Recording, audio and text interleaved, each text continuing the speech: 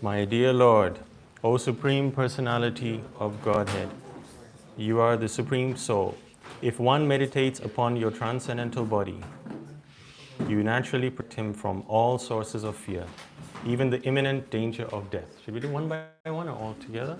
Yeah, we can read one by one. Okay, please. 29. Oh, have I jumped? Did I jump a page? My apologies. Let's read 26. I jumped a page. Wow. Lord Brahma said, O Supreme Lord of all lords, proprietor of the entire universe, O benedictor of all living entities, O original person, Adi Purush, because of our good fortune, we have now killed this sinful demon who was giving trouble to the entire universe. This dear Hiranyakashipu received from you the benediction that he would not be killed by any living being within my vision. With this assurance and with strength derived from austerities and mystic power, he became excessively proud and transgressed all the Vedic injunctions. By great fortune, Hiranyakashipu's son Prahlad Maharaj has now been released from death, for although he is a child, he is an exalted devotee. He is fully under the protection of your lotus feet. My dear Lord, O Supreme Deity of Godhead, you are the Super Soul. If one meditates upon your transcendental body, you naturally protect him from all sources of fear, even the imminent danger of death.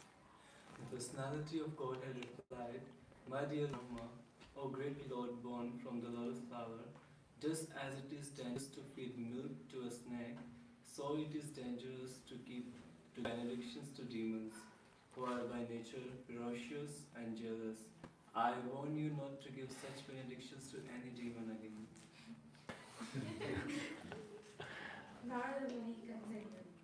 O Niteshwar, the Supreme Personality of Godhead, who is not visible to ordinary human beings, spoke in this way, instructing Lord Brahma.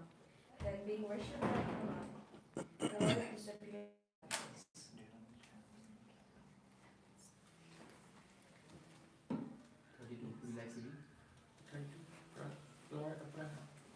Prahlad Maharaj then worshipped and offered prayer to all the demon gods such as Brahma, Shiva, and the Prajapati, who are all the part of lords.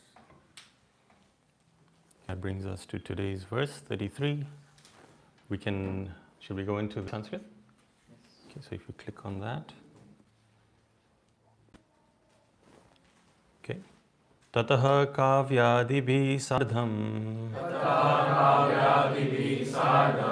munibhi kamalasanaha daityanam danavanam cha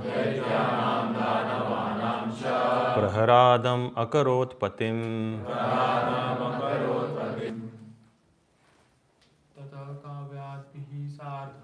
ततः काव्यादिभिः सार्धम् मुनिभिः कामलासनः दैत्यानां दानवानां च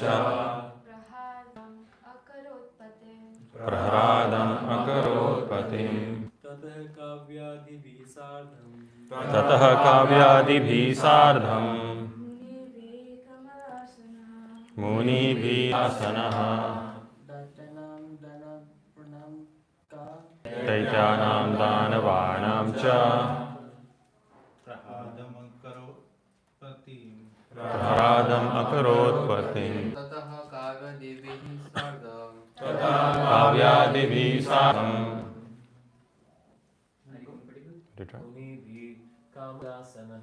मुनिभिः कामलासनः दैत्यानां दानवानां च प्रहरादम् अकरोत् पतिम्. We can go ahead? Okay. So translation by His Loving Divine Grace A.C. Bhaktivedanta Swami Prabhupada. Jai Srila Prabhupada. Thereafter, along with Shukracharya and other great saints, Lord Brahma, whose seat is on the lotus flower, made Prahlad the king of the demons and giants in the universe. Purport by His Loving Divine Grace A.C. Bhaktivedanta Swami Srila Prabhupada. By the grace of Nrsimhadev, Prahlad Maharaj became a greater king than his father Hiranyakashipu. Prahlad's inauguration was performed by Lord Brahma in the presence of other saintly persons and demigods. So again, it is my unlimited good fortune to be here. I sometimes think I'm the one benefiting from the association of such wonderful devotees as we experienced upstairs in the Aarti. So today, this particular section of the 7th canto is very fascinating because Nrsingadev came, did all his pastimes, and then he left. But to have a great understanding of the pastimes, let's take it higher level. So 7th canto of the Srimad Bhagavatam, do you know what it's called? The English translation? The creative impetus? It's actually called the Science of God. The Science of God. You'll even see that in there. So the Science of God, which is very interesting because usually God is approached with devotion. There's sentiment there. Nowhere before have we found that there's a science to God. And that is the beauty of Srila Prabhupada's works, where you've got the self-realization. It's very scientific. 200 years ago, science was created to almost disprove, well, it was originally created to prove God, but then divided into there is a scientific path and there is a religious path. And the religious path is very much sentimental based. So the fact that this is the science of God, it is very. So it is not typically the science of you have a hypothesis, you create experiments, and then you prove your theory or disprove and it becomes a theory. This science is systematically understanding the Supreme Personality of Godhead. And the chapters are divided in such a way that you are naturally, systematically, and I would say scientifically understanding God. Because God is unlimited, we all know that. Yet He can be measured in certain aspects that our limited senses can actually appreciate and interact with Him. This particular chapter, chapter 10, is entitled Prahlad, the best among exalted devotees. So Vishnu are exalted. But of all those exalted devotees, Prahlad is the best. Now, let's dive into why he could be the best. We all know he's one of the 12 Mahajans. And what of the 9 processes of devotional service, which one does he represent? Smaranam, remembrance, yes. Yes. Yes. Please carry on. Archanam, Vandanam, Dasyam, Sakyam, Atmanivedanam. Very nice, thank you. So there are 9 processes of devotional service, and there's a leading acharya or a devotee who represents the way. An acharya is someone who shows by their acharan or example. So hence we use the word acharya. Prahlad, as I explained the last time also, Prahlad comes from the word prakrishta pena hlad, always happy. Now why is he always happy? Because he's always in smaranam of Lord Vishnu. And by the full smaranam of Lord Vishnu, his consciousness is completely immersed. So we've read previously that he was thrown in a pit of fire with his aunt. He was thrown in a pit, he was thrown off a cliff. In all those situations, he's fully conscious of Lord Krishna. And that's what makes him fully the topmost amongst the exalted devotees. I just want to turn one other personality. So Dasyam, does anyone know who represents that? Hanuman, yes. And it's in the similar understanding of Prahlad. So Hanuman is using all his abilities to Lord Ram. Excuse me. It's explained that in the war, both his hands were used to serve Lord Ram.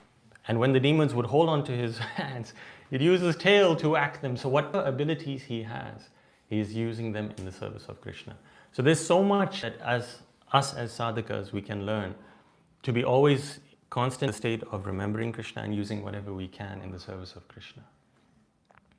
So we've spoken about Lord Nrsingadev. So he appeared. What did he do? He killed Hiranyakashipu. And then he established Prahlad Maharaj as the king of the demons. And he said in the later verses that he will be for an entire Manu.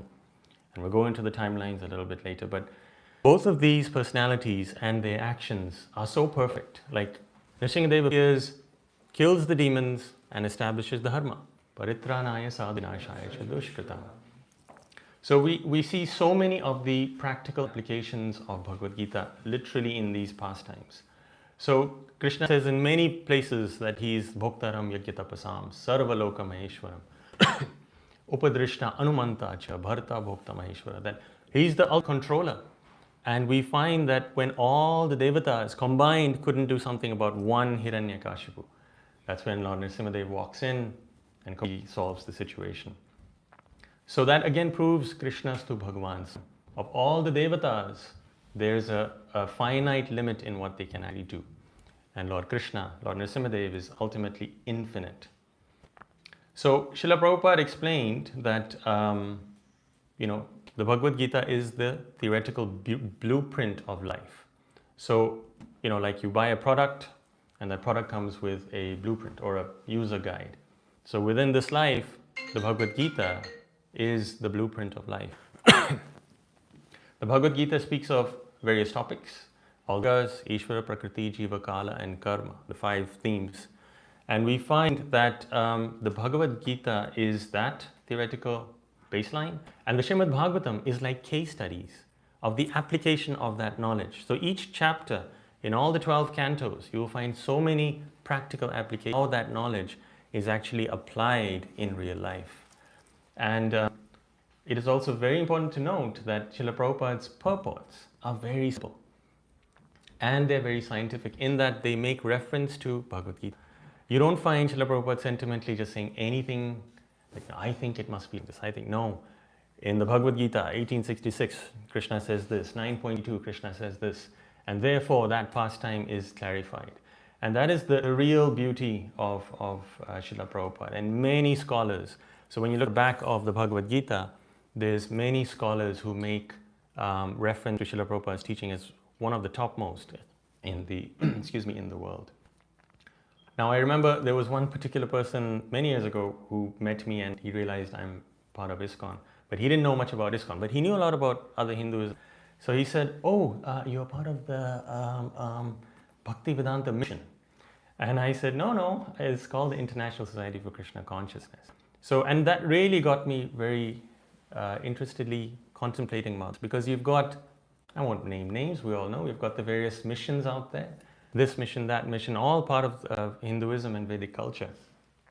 But Srila Prabhupada established the International Society for Krishna Consciousness. And he kept Krishna in the center. And you'll find throughout his purports, throughout his life, throughout his lectures, he's always keeping Krishna in the center. And it is again our good fortune that we are following in his path and learning from him. So, that is a perfect example of Krishna. Now, when we look at the pastimes of Prahlad Maharaj and you look at his learnings, Krishna says so many things about how a devotee should be. The qualities of a devotee are described in the Bhagavad Gita. And the fact that a devotee is always surrendered unto Krishna. Manmanam bhavamat bhakto, madhyajimam namaskuro. That appears twice in the Bhagavad Gita. And the whole context is practically applied by Prahlad Maharaj. And they are, whoever carries those who worship me with exclusive devotion, meditating transcendental form, to them I carry what they lack and I preserve what they have. All of that was exemplified by Prahlad Maharaj. So it is a perfect nation of the Supreme Personality of Godhead and a pure devotee. And the pastimes that are supremely perfect. So if we understand this, and we try and emulate and emanate a lot of the teachings, it will be very beneficial to us. But one thing I found very interesting, and I found a lot of the devotees were smiling, it's explained that in this verse, Brahma was very happy and pleased. And he was meaning that, phew, finally things are resolved. I don't know if you've had any experience, but in your childhood, if you did something, you pushed a sibling, and they fell over, something else fell, and there was utter chaos, and your parents came and they were very angry. And when the anger kind of fizzled out, you felt, things are sorted out. That's nothing compared to what Lord Brahma would have felt. Again, he's the eminent acharya of our line. So I say this very respectfully. But Brahma must have felt like a child in front of a very angry parent, Nrsimhadev. We read in the previous verses that Nrsimhadev was so angry, no one could even go in front of him. All the devatas were like, we cannot speak to him. We've never seen the Lord like this. So they asked Lakshmi Devi, you go and pacify him. And Lakshmi Devi said, this is my husband. I serve his lotus feet every day, but I have never seen him this angry. So he is the personification of anger. Now, why would he be the personification of anger? I mean, Hiranyakashipu did many things, but The Supreme Lord will never tolerate offenses against his devotees. So if we can take one thing away from Hiranyakashipu, and there are chapters where Hiranyakashipu Uvacha and his verses are said, we're not learning like that. We're learning from his example where Hiranyakashipu did all offenses that he could, but the key offense that he made was offending Prahlad Maharaj. So Brahma, again, he was happy because he also realized that, as the supreme controller, Krishna is the ultimate controller, and he is a secondary creator. He's the oldest living entity in this universe, but he is powerless when it comes to things that are out of his control. So even if you are the topmost Devata, you are powerless in front of Lord Vishnu. And therefore, the Shatari that's put on our heads, when Nanivas Prabhu came, did everyone get a chance to that Shatari? What does that look like? It looks like a crown, right? Do you know what's on top of the crown? Lotus feet of the Lord. And it's explained that when the Shatari is given, the verses that are chanted are Om Tad Vishnu Paramam Padam Sada Pashyati. We know the whole translation of that, but the verse's essence is that you can become the topmost Devata, and hence you wear a crown on your head of Brahma. You will still be under the lotus feet of the Supreme Personality of God. So that is a very important thing, that we can become whatever we become. We all have, various services. We can take significant roles, managers, leaders. It's nothing compared to Brahma, and even Brahma is subservient to Lord Vishnu. So it's a very, very important thing for us to remember. So we read here today, Nrsimhadev disappeared from the vision of the devotees. That's how the verse concluded. Then Prahlad Maharaj was made the king. So where did he go? He has an eternal residence in Vaikuntha.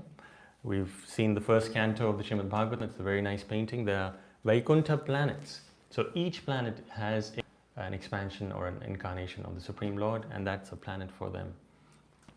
But it's explained in our Gaudiya Vaishnava tradition that as Nrsimhadev was going back home, he decided to make a stop. He decided to make a stop where? In Navadvip Dham.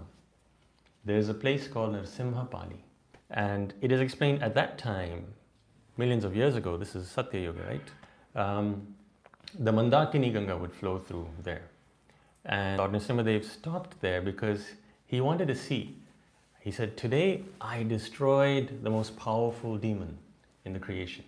And in Kali Yuga, I'm going to give that same demon, love of Godhead. Even the Supreme Lord was like, how is that actually possible? So he stopped there to see the place, to take in the presence of the place. And it's explained that he washed his hands there after he ripped out Hiranyakashipu, and he washed his hands there. There's a very beautiful temple of Nrsimhadev. There's a very old Prachin deity of Nrsimhadev there. In the subsequent verses, we'll be told, so Jay and Vijay came, they were cursed by the four Kumaras. They feel the various layers of the material creation. It's very beautifully described. Then they took form as Hiranyakashipu and Hiranyaksha. And even there, it's a very explanation of, so they were twins, right? Hiranyaksha and Hiranyakashipu. But Hiranyaksha entered the womb first, or Hiranyakashipu entered the womb first. But Hiranyaksha took birth first. But birth starts from the womb. So Hiranyakashipu entered the womb first of Mother Diti, and therefore he was the elder brother. So he was killed, Hiranyaksha was killed by Varahadev, and then they take birth, Ravana and Kumbhakarna, and they're killed by Lord Ram, and then they take their third birth, which was the third curse that they had, or a curse that the third birth was. So the Bhagavatam says Shishupal and Dantavakra, and again they were killed by then in Lord Chaitanya's pastime they take birth as Jagai and Madai. The same demons who were completely annihilated, destroyed, were given love of Godhead. So how fortunate are we to be connected with Lord Chaitanya, where, at least in my case, I know how sinful I am, and I'm taking shelter of Lord Chaitanya Mahaprabhu. So in the eighth, that same personality of Godhead appears and gives Krishna Prem freely. Pastime of Nrsimhadev appears in many Puranas, and there are many pastimes around this appearance of Lord Nrsimhadev from pillar. There was one devotee who gave a class, and he said there was a time where, many yuga cycles ago, that Nrsimhadev actually appeared on the back of Garuda. Prabhu, do you know that? I tried to search, I haven't found that.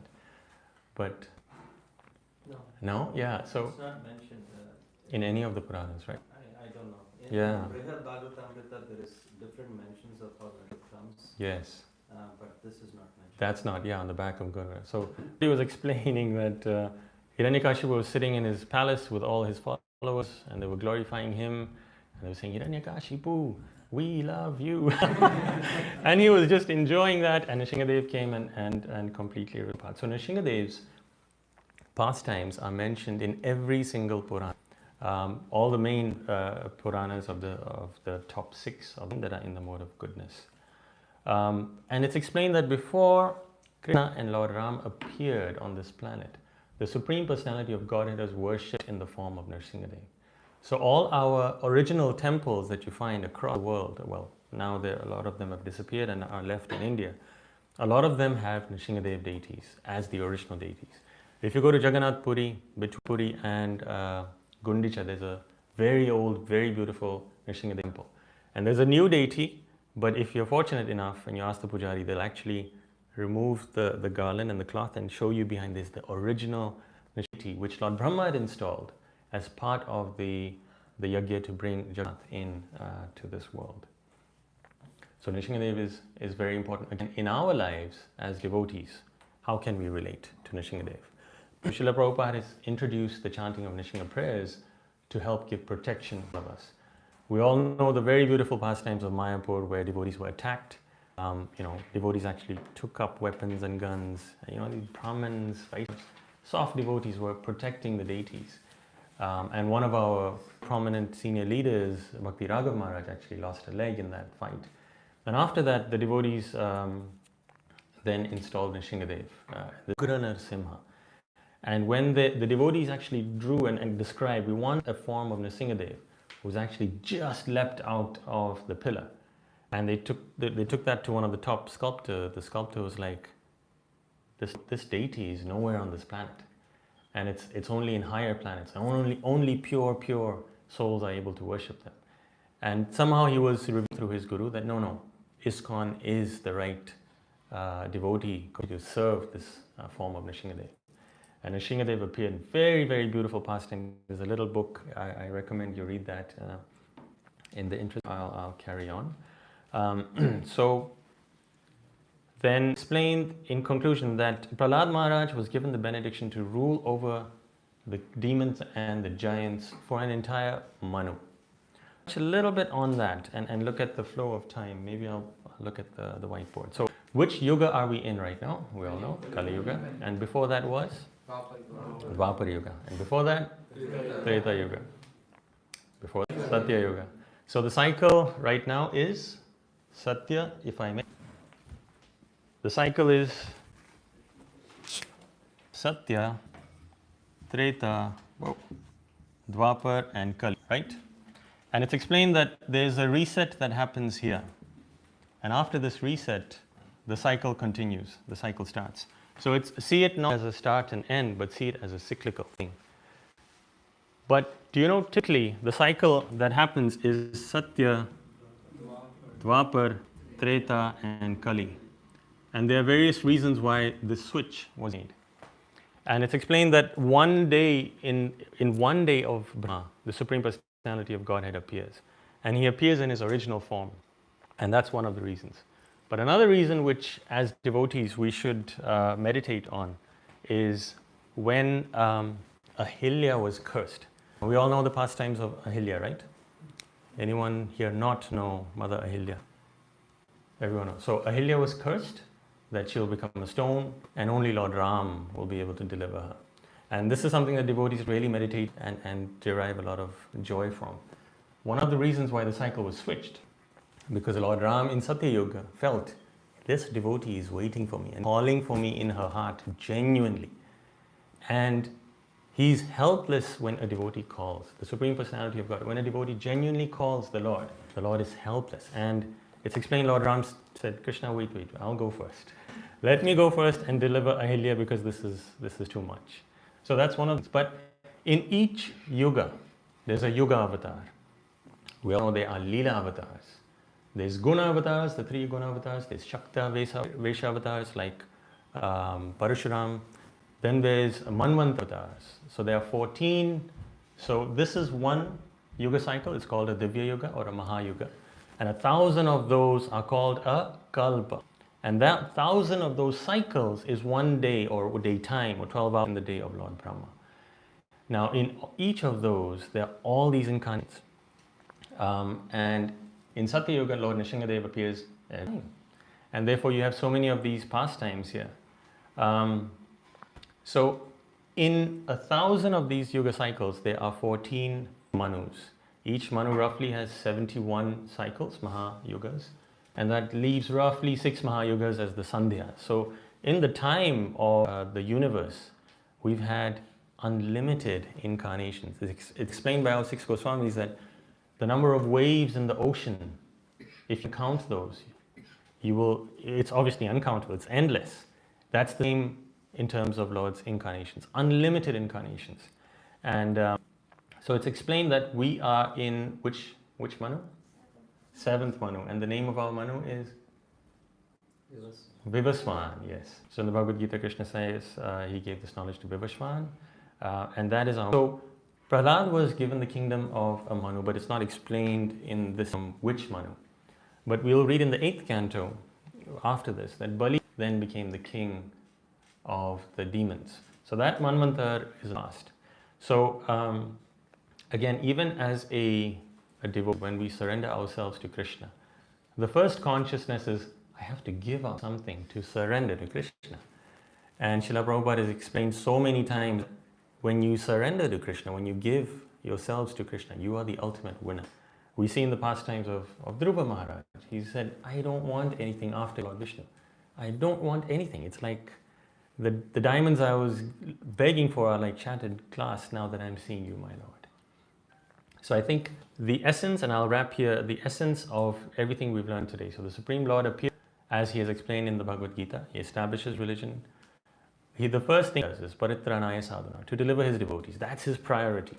Like in our world, our work world, we've got priorities, we've got KPIs. Krishna's first KPI is he just is worried about his devotees. Killing the demons, even his glance can do that. He can step up Hiranyakashipu's heart as the super soul and boom, he'll die. So killing is that important. Loving the devotee and protecting the devotee is important. As Prahlad, he's constantly in remembrance of Krishna. And Lord Brahma, our founder of our movement, was very happy after all things are out. So there's so much we can learn from this pastime, but I want to pause and open up for some questions. And please share your realizations and reflections so I can benefit. Yes, Prabhu. Prabhu, you mentioned that Krishna will never tolerate offenses committed against his devotees. Yes. But we see that Hiranyakashipu put Prahlad Maharaj through so much. Yes. Why didn't Lord Krishna, like, I know we read that Lord Krishna was always protecting Prahlad Maharaj, but Yes. why didn't he Immediately. Why did it take so long? So there could be various understandings for it. There's obviously a particular time that the Lord has to appear. So the timing wasn't right. There's also sometimes explained that particular papa, the sinful activities that aren't needed to reach a particular threshold. But also it's explained that the pastime of Prahlad Maharaj, he went through so many of these sufferings. That is an extreme learning for all of us. So the timing is perfect. The other thing someone asked me was, so it's explained by our acharyas that Jay and Vijay are personal associates of Lord Vishnu. Lord Vishnu was feeling a little bit of everyone is worshipping me, I actually want a bit of a fight, let's have a bit of a wrestling match. But he won't do that with anyone, he'll do that with his pure devotees. So it's explained, why would Krishna put all those people through so much trouble just because he wanted to have a fight? So it's understood that he can do multiple things in one way. So Hiranyakashipu, being the king of the demons, took over the entire universe. He put a lot of people through misery. A lot of the Jivatmas went through a lot of misery. And those miseries were their karmic reactions, which they were assigned under Hiranyakashipu to receive those. So it's multiple aspects that are being fulfilled all together at once. But I think the principle that we need to understand, when we interact with devotees, our consciousness must be that, let's not really offend devotees. Again, in that we don't actually lose our natures and not be who we are because, I'll offend a devotee. But our consciousness should be that, I want to serve devotees and not offend devotees. The main principle takeaway. Thank you. Thank you. Yes, Prabhu. Hare Krishna. Hare Thank you Krishna. for such a great, beautiful class. My question was around the mention of Shukracharya and other great saints. So, when we hear Shukracharya, it's mostly in a negative context, Yes. especially around Vamavatar. Yes. So, can you maybe sort of throw some light on why the Shukracharya and the great saints mentioned in the same sentence? That's a good point. So Shukracharya is the Daitya Guru. So he's the Guru of the Daityas. And we find throughout the lineage of all the demons, all the way down to Ravana, Bali, Shukracharya was the Guru of the Daityas. That's his service to Krishna. So this material world it's a world of duality. There's always good and bad. Previously there was good and bad in different planets. Then they moved to the same planet and in the following yuga. Then they moved into the same sea. And now we have good and bad within individuals. So we have to see it in that sense that this duality has to be maintained in the Daityas. And Shukracharya is there performing that function. But Prahlad Maharaj is a great saint and Vaishnava. So he represents the Vaishnavas, but he also represents the Daityas. So he's there as his Kul Guru almost. Shukracharya is there. Other great saints are there knowing that Prahlad is a Mahajan. So they're there performing that function together. And the consciousness of Shukracharya is to elevate the Daityas rather. But his consciousness is not to make offensive or do something negative. That's his responsibility. So that's his responsibility to Krishna. And I think the fact that the others are involved, other great saints are involved, we have to see it in that light. Thank you. Prabhu. In the previous verses, you mentioned that 21 generations of Prahlad Maharaj were Yeah. delivered immediately. Yes. Then why didn't Hiranyakashipu and Hiranyakashipu got delivered immediately? Because they had more pastime to perform for the Lord, facilitate those pastimes. The one understanding is 21 generations, so it is the current generation, 10 generations past, 10 generations in the future. So that inculcates 21 generations. But Hiranyakashipu ultimately did get delivered, right? To fulfill the curse of the four Kumaras and also fulfill pastimes. Without Ravana and Kumbhakarna, there would be no Ramayana, right? There wouldn't be no ecstasy in that pastime. So it's fulfilling multiple functions all together. And he ultimately did get delivered. Yes. Also, one of the Prabhus was giving class and he mentioned like somebody who was kind of unknowingly he obsessed on Narsingha Chaturdashi and became Prahlad Maharaj in his next life. That was mentioned, right? So I was like, So it could be, yeah, but I just say like only somebody who is Nitya Siddha, they take such kind of pure devotees avatar. And if they are not Nitya Siddha, then Krishna doesn't send them to material. Maybe that could be true, but there could be, Nitya Siddhas are eternally liberated. But there are pastimes where, like in the Brahma Vaivarta Purana, it's explained that Prahlad was a Brahmana, a great devotee in his last life, but he made offenses to other Brahmanas and they cursed him, you'll be born as a demon. But then he got the opportunity to grow in his devotion and completely surrender to Krishna. That's one pastime. But remember, there are multiple cycles, and each cycle, Lord Nrsingadev appears. Wow, Nrsingadev appears. That was time. So Nrsingadev appears, and there could possibly be that. I'm not refuting, but in the Bhagavatam, there is no such mention that he was a regular person, observed the fast and Ekadashi fast. When you read the various benedictions of Ekadashi fasting, there are many amazing benedictions given. And I don't know if there is one of Prahlad Maharaj. It was Chaturdashi. Chaturdashi? Narsinga Chaturdashi. Oh, of Narsingha Chaturdashi, not Ekadashi. Sorry, I mixed it. Yeah. I don't know, I've not heard that. Yes, Prabhu. You mentioned like, let's say all the demons, at one point of time they were devotees. That's how got the boons from the lords. Like they meditating upon God's name, they were chanting. Like even most of the books they explain like Ravan was a devotee to Lord Shiva. Yes. And there are so many demons that got the boons in such a way only. Yes. So how like how could we know like you know we like at one point of time anyone can be devotee and can reach at some, I'm not saying that level, but can reach that level, and then those five like what do you call that thing, ego, like Yes. all those things can come into them. Like how could you control those things? Because at one point of time Hiranyakashipu was also a devotee, and then ego and all those things surrounded him that made him a demon, that think that he is the supreme being. And Right. so That's a there nice must be- question. That's a really nice question, and I think it's more on it's a technical understanding of the word devotee. Yeah. So Hiranyakashipu performed tapasya. Let's use Sanskrit words which are a little more easy to understand. He performed austerities, tapasya, to please Lord Brahma, but he didn't become a devotee of Brahma. Same way Ravana performed austerities for Lord Shiva, but I mean his arrogance was that he wanted to lift up Kailash. So what kind of devotion is that? So a devotee is someone who's a bhakta. And a bhakta, described by Rupa Goswami, has anya bhilashita sunyam, no desire except to please the Lord. Now all these demons are tapasya, to attract powers, material powers, siddhis basically. So don't see that as devotion.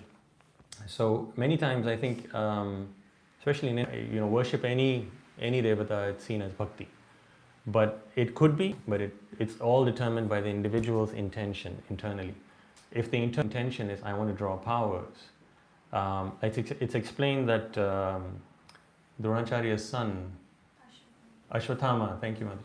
Ashwatthama came to Krishna in Dwarka and said, Krishna, please give me a Sudarshan Chakra. And Krishna said, sure, here you go. What do you want to do with it? And Ashwatthama said, I want to kill you with it. So can you imagine? You're approaching the Supreme Personality of Godhead, asking for his Sudarshan, and Krishna was going to give him, you take. He just obviously couldn't handle it. He was going to kill. Though so many of the demons who worship Lord Shiva wanted to get his wife. We know that past time. So when a Jivatma approaches a Devata, we have to see what is the intention, and that intention determines whether it's a tinge of devotion or it's absolutely materialistic. Materialistic, I want all the powers, I want all your weapons, and with that will disrupt the material systems. So that's the difference between a devotee and someone who's taking to a devata to extract material powers. I think even in ISKCON, the word devotee is sometimes used, and then you use bhakta. And I remember many years ago, there was a whole discussion about Bhakta Prahlad. Why do we say Bhakta Prahlad? Because a new devotee who comes, we say Bhakta. Bhakta this, Bhakta Krishna Das, Bhakta. And then we're saying Jaya Bhakta Prahlad. And then we're like, wait, that's Prahlad, he's a Mahajan. It's again context of those linguistic words that we use, the syntax. So Bhakta and Bhakti, it's very contextual to what's the intention, what is the Bhakti. So see it in that light, that when someone approaches great devatas for powers, it's not really bhakti. But if I can read between the lines, your concern is that we're all devotees. If we get overpowered by ego and then we start becoming like this. So that's a very good sentiment to have. And I think the importance is stay true to sadhana and the principles. And that's why the system that Srila Prabhupada gave us, every day reading Bhagavatam, every day doing our japa very sincerely. And our japa is praying, my Lord, please purify me. Please, Radharani, please Krishna, engage me in your service. That uplifts the consciousness, it destroys the ego. So the mantra was the mind, the shastra clears the intelligence, and serving devotees helps the ego go down. because we realize these are the most exalted. We heard Prahlad Maharaj is the top of the exalted devotees. Everyone here is exalted. There's 6 million people in Toronto, and there's only all of us here reading the Srimad Bhagavatam. So all of you are very exalted. And staying in the association of devotees helps keep the ego in check. So the structure that Srila Prabhupada has given, just follow that and you'll be fine. Jai. Antariksh Prabhu, then Monu Prabhu. Yes. Just kind of Yes. what you just said, maybe I misunderstood it.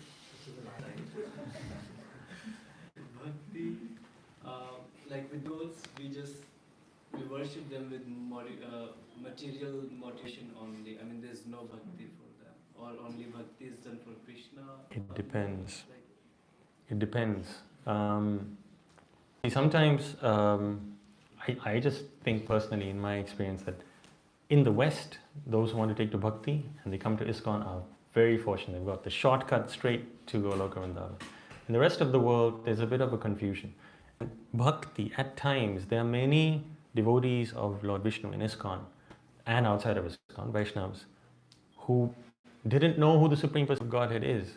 Like there's a particular pastime in one of the cantos where one rishi was doing tapasya and he called Brahma, Vishnu and Mahesh. And when all of them came and he said, you please decide whoever of you is the Supreme and I worship you. So without knowledge, some devotees sometimes worship Lord Shiva as Lord Shiva is the Supreme. And if their bhakti has some unison in them, Lord Shiva connects them to devotees.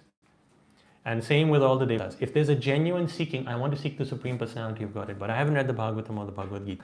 I don't know devotees, I don't know ISKCON. But I really want to access the Supreme Personality of Godhead. Those devatas, that's their responsibility. They will connect them to devotees. And you'll see so many examples. I know who were Shaivites, intense Shaivites. And they were developing that devotion to Lord Shiva, and Lord Shiva connected them to devotees. And they became like, wow, this is the Supreme Personality of Godhead. And they have eternal gratitude to Lord Shiva for that. So that's the context of bhakti. It's again the intention. It's the bhavana and intention, and Lord Krishna will sort everything out. Again, Lord Shiva has established a Vaishnava parampara. So he knows exactly when a Vaishnava is confused and is coming to him, Lord Shiva will direct him right to devotees. Then Brahma, did his intellect not work while giving that? Did he not we know the intention of the person? Yes. Didn't he have the, did he sense that's a very, again, contentious issue, because there are many times people think, we should just become devatas, we should become demigods. Like I'll give you the pastime in the Mahabharata, when Kunti Devi learned that mantra to attract any devata to give her a child. She thought, let me test this out. So she called Surya, and Surya came, and she said, oh my God, please, you go, I've tested the mantra. He said, no, I'm bound by this mantra. You've called me through this mantra, I have to give you that benediction. And therefore Karna was born. When Hiranyakashipu was performing the tapasya and Lord Brahma came, that's his service to the Lord. That's his devata function. He has to give those benedictions. Same with Lord Shiva. And Lord Krishna tells Lord Shiva in dialogues in Mahabharata that, why do you give these benedictions? We heard Nrsingadev also go, why do you give these benedictions? Just don't do that. But that is, Lord Nrsingadev is obviously treated like a parent would be like, just don't do that. Be nice to your sibling. In the same way, Nrsingadev is telling, but that is their function. And in even Lord Shiva, it's explained that once you do tapasya, you have to get a phalashruti. You have to get the results. Jayadrat performed the tapasya. And he wants the Pandavas. Lord Shankar came and said, I can't do that. But because you've done this tapasya, I have to give you something. And the result will be you'll be able to defeat 4 Pandavas except Arjuna. And the whole pastime of Abhimanyu happened. So the devatas they have to give that benediction. But it causes a disruption. But Krishna integrates everything. So all the people get their karmic reactions, and then Krishna has his point. Thank you. Monu Prabhu, Hare Krishna. I'll come to you, bro. My question is related to Prabhu's question. Yes. He said that the Lord will not tolerate violence against a devotee, right? What happens when a devotee commits against another devotee? And if we are the third person, seeing that, what should we do? Very intense question. And when a devotee commits an offense to another devotee, Again, in the seat, let's try and analyze it in a simple way. When a parent sees their children fighting, the parent is deeply disturbed. So Krishna is not happy, obviously, when a devotee offends a devotee. And that devotee who made the offense, again, I don't know, it's very contextual, but if you just take your scenario that you've drawn, if the devotee offended another devotee, there will be reactions. And we've pastime of Lord Chaitanya, there's so many things that happen. They get leprosy, and it's problematic. So the Bhakti Achar course explains that when you see a devotee and another devotee in a tussle, and there's offenses happening, you have to walk away very. Do not take sides. Do not be involved. Get to a higher authority to help alleviate the situation, because ultimately both of them are going to go down. So your responsibility is to step away, not hear, not be involved. Check your consciousness, guard your consciousness very carefully, raise it to ears and help them sort it out. But no one is exempt from Vaishnava. Yeah. Sorry, Prabhu had a out to you. Hare Krishna. So from Prahlad Maharaj, you mentioned that Smaran and consciousness. Sorry, Smaran and consciousness help to protect him from the demon. So considering that, like in Kali Yuga, that means Smaran and consciousness will help to. So his question is, will that improve our destiny, person's destiny? 100%, yes. And isn't that what's in Bhagavad Gita, that everything is written as per already written what's going to happen? But where in the Bhagavad Gita say that? It doesn't say that. So we perform karmas and we get reaction to those karmas. Bhagavad Gita, Krishna says we don't have a right to the fruits, a right to perform action. So nothing is actually completely predestined, because a jivatma has a free will. So you have the free will to choose what you want to do. It's a bit of a mixed understanding. If everything was absolutely predestined, there's actually a chapter in the Bhagavatam called Ajkara Yoga, where one would just sit there like a python and say, if I am to eat, that food will come to me like a python.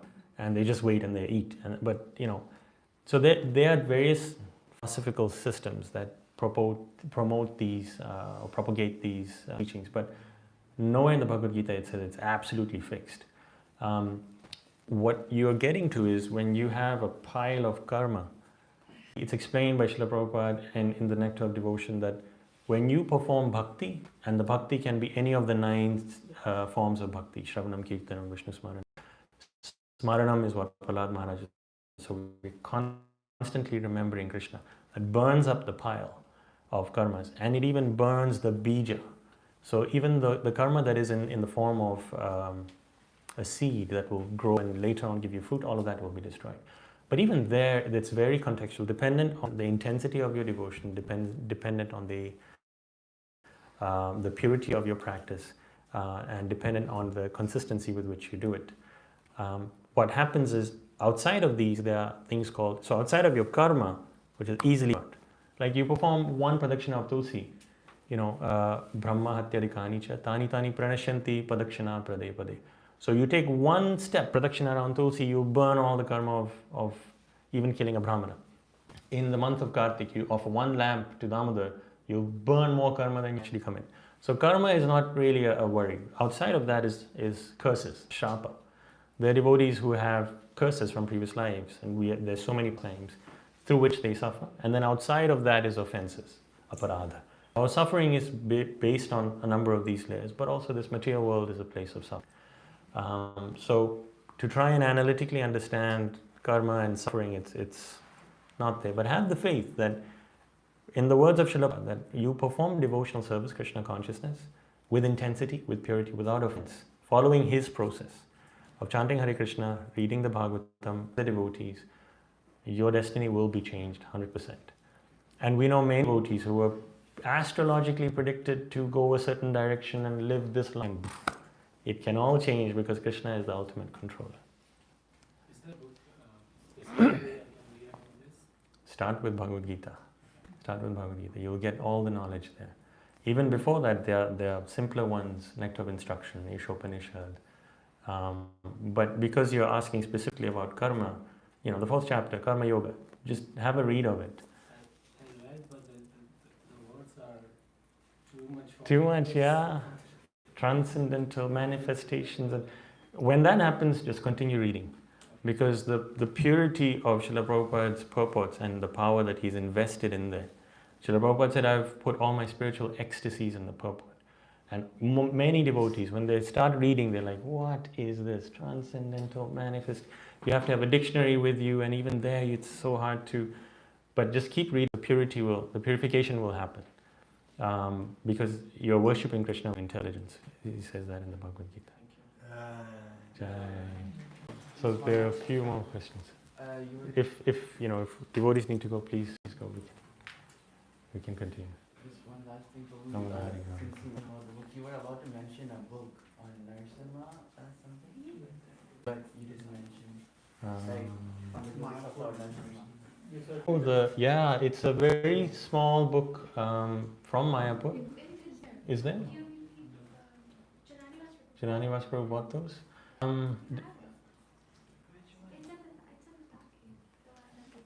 The packets that they bought, yeah. It's a very thin book. It must be like 20 pages thin. What's the name though? What's the name? I don't know. It's just like a pamphlet. Yeah. It's a book. It's like 3-4 pamphlets together. Oh no, that's maybe a different one. Devanshimari, there's actually a book. Prabhu, do you know the name? It's not a, there isn't a, but I think it says Lord Nrsimhadev, and there's a picture of Lord Nrsimhadev in Mayapur and his deity. And in that, there's a whole that deity appeared, and then some recent pastimes, like just in the past 20 years of devotees who had problems, they went to Nrsimhadev, and it just completely annihilated that. There was one pastime a devotee was saying, looking at Nrsimhadev and said, is this Krishna or is this different? Then he looked, so Nrsimhadev is there, Madhav is there, then he looked at Madhav and he saw Nrsimhadev's face there. Then he looked and he saw Madhav's face there. So this Nrsimhadev is showing that I'm non-different. There's a very beautiful pastime of a pujari, if I may, for just 1 minute.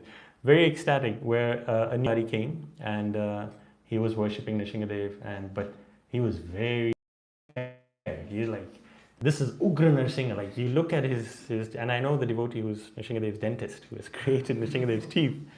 And so this devotee is very scared, so he's like shaking, offering his puja. So then at night, and this was 20 years ago when a lot of people weren't coming into Mayapur, so he offered puja. He closed the altar very quickly and then went to his rooms. And he's sleeping there, and he's just very scared of Nrsimhadev. Then in the middle of the night, his bed starts to shake. And he's like, what is happening? And he wakes up. There's Nrsimhadev sitting on his chest. And he starts to panic. And Nrsimhadev puts Nrsimhadev's arms on his shoulders and puts him down and says, just relax. With his deep voice, just relax. When you worship me, you don't to worship. Yeah. Is it that one? The cover I have is different. But so Nrsimhadev tells him, you don't need to worry when you worship me. And this devotee then got so ecstatic, he ran to the temple. And he's in his gamcha. And he's, offering obeisance. Mangala Arati is happening, devotees are coming, they're looking at what's going on. And he's, Nrsimhadev. And he's just fumbling. Then he tells Pankajangri Prabhu and Janani Vas Prabhu what happened. And he had scars of Nrsimhadev's nails on his body. So, imagine that. So this is very, this is all, what you're doing is all, sentimental. Absolutely not. There's real science here. And I think this is the one. So that's the sculptor. And when he had created of Nrsimhadev in South India, he had him in a hut. And he told the devotees of ISKCON, you please come and take Nrsimhadev, but it was the rainy season. And he said, you know what, I'll call them later. So he goes to his in-laws, and it's the rainy season. And someone calls him and says, your entire hut is on fire. So Nrsimhadev is there, and he's like, oh my God, he runs. The entire hut where Nrsimhadev is completely ashes. And Nrsimhadev is waiting, like, get me to Mayapur. All them devotees like, come take your Nrsimhadev. He's burning up everything. So it's a very, very beautiful Nrsimhadev, yeah. So we'll pause here. Oh, there was one more question, sorry. No problem. So Prabhu, we discussed what happens if somebody commits an offense to a devotee, what happens when it's an offense to another devotee, but what happens if we commit an offense to ourselves? How does Lord Krishna that? What can we do about it? Commit an offense to ourselves. Is that possible to commit, like, do something that is harmful to ourselves? How does Lord Krishna react? So that wouldn't be in the category of aparat. That might be in the category, or you're affecting your self-esteem, your negative talk on yourself that I'm not good enough, I'm not a sincere devotee. Krishna will send inspiration if our intention is, Krishna, I have all these anarthas, please help me. So in all situations, turn to the Supreme Lord in a prayerful mood through Srila Prabhupada, and whatever help you need will come. But just know, basic of Krishna consciousness, we're not the what? We are the soul, spirit soul. So what body are you in? A human body, right? Any devatas here? Any devatas here? Maybe. So in a human form, so a human form has all human proclivities and shortcomings. So you will go through that. And we have a mind that is trained for millions of lifetimes where, accidents will happen. We will slip and fall, but just get up, just keep going. Stay on the bus, as they say, stay on this moving train or this vehicle. Don't jump off because you feel like, I've fallen. You will slip, you will fall, just get up and keep going. The Lord is ultimately merciful. And if you call sincerely, like Ahilya, like Vallabh Maharaj in Smaranam, all the mercy of the Lord is always for you. Hare Krishna. Pause here. Jai Shri Prabhupada ki jai. I just have last question. Yes, Prabhu. As you mentioned about materialistic things, Yes. and if our culture is to obey our elders, correct? Yes.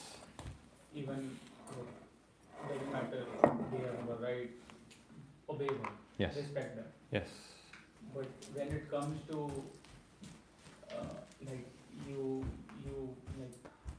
you do pranam to them, they give you a blessing of materialistic things. Yeah.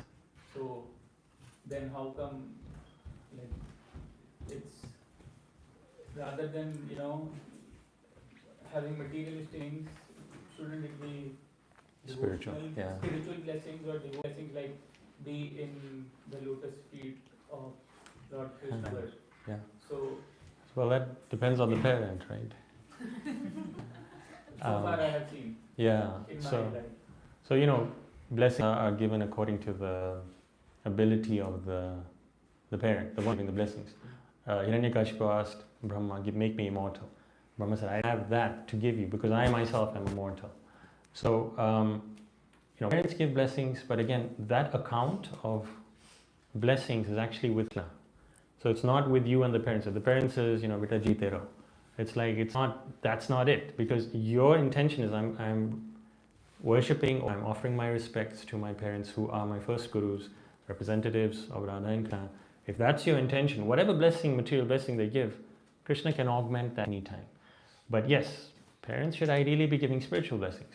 Like you take things from devotees, they will tell you, may your japa improve, may you enter the dham, and those kind of things. And again, those are the senior devotees. Like Janani Prabhu was blessing you, please come to my book. When Janani Prabhu says that, it's going to happen.